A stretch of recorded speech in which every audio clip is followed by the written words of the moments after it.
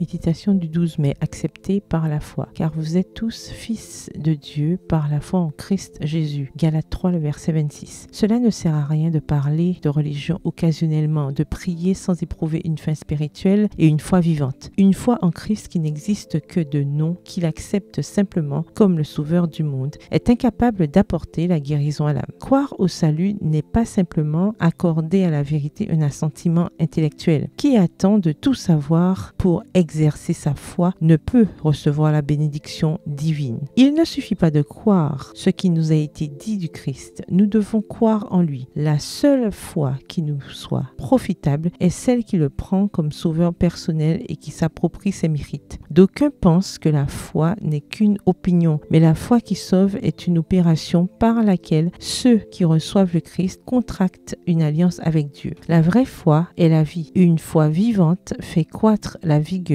et la confiance, ce qui communique à l'âme un pouvoir conquérant. Extrait du livre Jésus-Christ au chapitre 36 aux pages 303 et 304. La vraie foi est celle qui reçoit le Christ comme sauveur personnel. Dieu a donné son Fils unique pour que moi, en croyant en lui, je ne périsse point, mais que j'ai la vie éternelle. Voir Jean 3, le verset 16. Quand selon sa parole je viens au Christ, je dois croire que je reçois sa grâce salvatrice. La vie que je mène maintenant, je dois la vivre dans la foi au Fils de Dieu, qui m'a aimé et qui s'est livré lui-même pour moi. Galates 2, le verset 20. Extrait du livre Le ministère de la guérison, le chapitre Le missionnaire médical fidèle à la page 47. L'apôtre Paul expose clairement les rapports qui existent sous la nouvelle alliance entre la foi et la loi. Étant donc justifiés par la foi, nous avons la paix avec Dieu par notre Seigneur Jésus-Christ. Est-ce que nous annulons ainsi la loi par la foi? Certes non. Au contraire, nous confirmons la loi. Car, chose impossible à la loi, parce que la chair la rendait sans force. La loi ne peut justifier l'homme dont la nature pécheresse le pousse à la transgresser. Dieu, en envoyant à cause du péché son propre Fils dans une chair semblable à celle du péché, a condamné le péché dans la chair, et cela pour que la justice prescrite par la loi soit accomplie en nous qui marchons non selon la chair mais selon l'esprit. Romains 5 le verset 1, Romains 3 le verset 31, Romains 8 le verset 3 à 4. Extrait du livre Patriarches et prophètes au chapitre 32 à la page 342. Bonne soirée, que l'Éternel vous bénisse.